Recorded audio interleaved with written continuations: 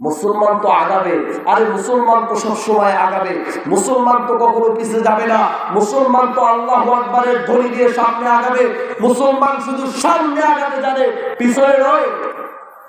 আপনারা খবর শুনেছেন ফিলিস্তিনের কথা, শোনেন নাই? হ্যাঁ, শোনেন নাই? ফিলিস্তিনের কি অবস্থা? এই জারত রাষ্ট্র ইসরায়েল কি হামলাগুলো করতেছে, ফিলিস্তিনের মা বোনদের, ফিলিস্তিনের মুসলমানদের ঘর বাড়ি উচ্ছেদ করে দিয়ে তাদের কি বিপদের মধ্যে ফেলায় দিল এই জারত রাষ্ট্র ইসরায়েলের পাশে জো বাইডেন দাঁড়িয়ে গেল, ইমানুয়েল ম্যাক্রো দাঁড়িয়ে গেল, জাস্টিন ট্রুডো দাঁড়িয়ে গেল, আমাদের পার্শ্ববর্তী রাষ্ট্রের গুজরাটের কসাই নরেন্দ্র মোদী পর্যন্ত বিবৃতি দিয়ে দিল, জাতিসংঘ পর্যন্ত বিষয়টা নিয়ে একটা মিটিং হয়ে গেল। এমনকি জেলেনস্কির মতো মায়ের খাওয়ালো, যার নিজের পায়ের তলায় মাটি নেই, সে পর্যন্ত বলতেছে ইসরায়েল আগায় যাও, আগায় যাও, আমরা আছি তোমার সাথে, তোমার কোনো টেনশন নাই। ইসরায়েল এমনই একটি উড়ে আসে জুড়ে বসা রাষ্ট্র, যাকে অন্যান্য দেশের কথাগুলো বাদ দেন, আমাদের বাংলাদেশ পর্যন্ত এই 2023-এ এসেও অফিসিয়ালি ভাবে স্বীকৃতি দেন না। কথা ঠিক নেই? স্বীকৃতিপ্রাপ্ত রাষ্ট্র তো হচ্ছে ফিলিস্তিন, এটাই স্বীকৃতিপ্রাপ্ত রাষ্ট্র।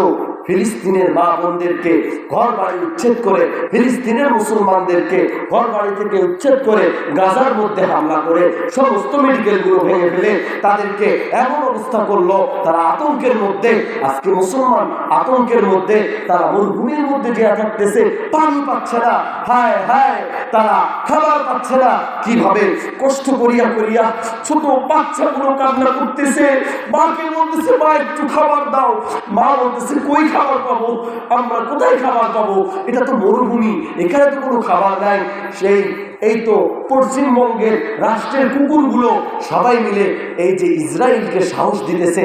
আমাদের কি মুসলমানদের কি দলবদ্ধ হওয়ার কথা ছিল না? যে যা তারা যেমন ভাবে বিধর্মীদের পাশে দাঁড়িয়েছে, আমরাও যে পাশে দাঁড়াবো, ইসরায়েল ফিলিস্তিনের পাশে দাঁড়াবো। তারা যেমন ইসরায়েলের পাশে দাঁড়াইছে, আমরা দাঁড়াবো মুসলমানদের পাশে। আরে ভাই, এটা তো কোনো করাতের ইস্যু না, এটা তো কোনো দলীয় ইস্যু না, এটা তো কোনো দলের ইস্যু না, যেটা এটা আউলিয়াদের ইস্যু, বা এটা কোনো হানাফির ইস্যু, বা এটা তাবলিগের ইস্যু, বা এটা জামাতের ইস্যু, বা এটা দেওবন্দের ইস্যু, বা এটা কোনো পীর সাহেবের মুরিদের ইস্যু। এটা তো কোনো এমন কোনো ইস্যু না, এটা তো মুসলমানদের ইস্যু। আরে মুসলমান তো হবে, এক মুসলমানের শরীরের মধ্যে যখন আঘাত লাগবে আরেক মুসলমান সহ্য করতে পারবে না, এক মুসলমানের শরীরের যখন জর্জরিত হয়ে যাবে আরেক মুসলমান দেশের যেই প্রান্তরেই থাক না কেন সে কখনো সহ্য করতে পারবে না। আমার ভাইয়ের শরীরের মধ্যে আঘাত আমি কেমনে সহ্য করি?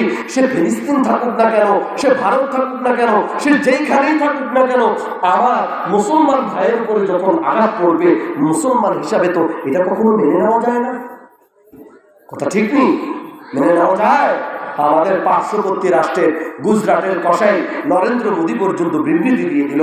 আরো বড় বড় নাস্তিক যাদের পায়ের তলায় মাটি নেই, এর আগেও লাগছিল ইসলামের বিরুদ্ধে, ইসলাম থেকে ধ্বংস হয়ে গেছে, তারা বিমুখ হয়ে গেছে, যারা ইসলামকে চুষে ফেলতে চায়, ইসলামকে ধ্বংস করে দিতে চায়, তারা পর্যন্ত ইসরায়েলের পাশে দাঁড়ায় গেল। তাহলে যে সমস্ত মুসলমান রাষ্ট্রগুলো, এগুলো কি তাদের কি দায়িত্ব ছিল না যে আমরা ফিলিস্তিনের পাশে, মুসলমানদের পাশে দাঁড়াই? আমরা যদি মুসলমানদের পাশে দাঁড়াইতে পারি তাহলে অবশ্যই দিনের হেফাজত তো আল্লাহ তাআলার হাতে।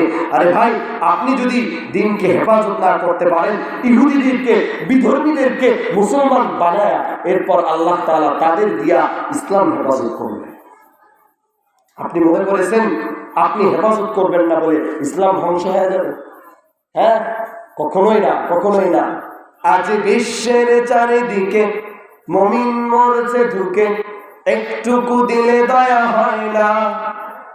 ওরে কাপুরুষ ঘরে বসে হিসাব করছো কষে, এখনো কি সময় এলো না? আজ বিশ্বের চারিদিকে মুমিন মরছে ঢুকে, একটুকু দিলে দয়া হয় না।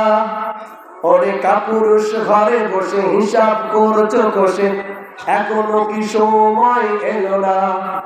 মুমিনরা হয়ে যাবে মজলুম, গাজওয়ায় দিন বাঁধাবে ঘুম, পদে পদে আসবে মুসিবত, রক্ষা পাবে না তারা জালেমদের থেকে। এমন একটা অবস্থা, মুমিনরা হয়ে যাবে মজলুম, গাজওয়ায়ে হিন্দ ভাঙাবে ঘুম, পদে পদে আসবে মুসিবত, মূর্খরা গড়বে সমাজ, উঠে যাবে মোলাজ, মূর্খরা গড়বে সমাজ, উঠে যাবে মোলাজ।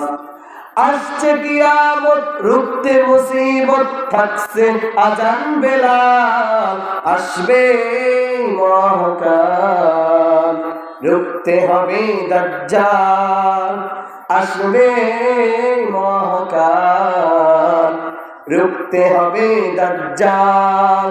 যার এক হাতে থাকবে জান্নাত, এক হাতে থাকবে জাহান্নাম, মানুষকে বলবে ডেকে ডেকে আমি তো তোমাদের খোদা মহান। যার এক হাতে থাকবে জান্নাত, এক হাতে থাকবে জাহান্নাম, মানুষকে বলবে ডেকে ডেকে আমি তো তোমাদের খোদা মহান। যার দিনে থাকবে ঈমান, হবে না তো সেই বেঈমান, যার দিনে থাকবে ঈমান, হবে না তো সেই বেঈমান। মুমিন বলবে হেসে ঈমান বুকে নিয়ে, নিশ্চিত তুই দাজ্জাল, আসবে মহাকাল, রুখতে হবে দাজ্জাল, আসবে মহাকাল, রুখতে হবে দাজ্জাল।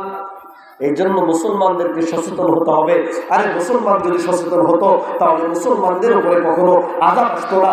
মুসলমান যদি সচেতন হতো মুসলমানদের উপরে কখনো চাবুকের আঘাত আসতো না।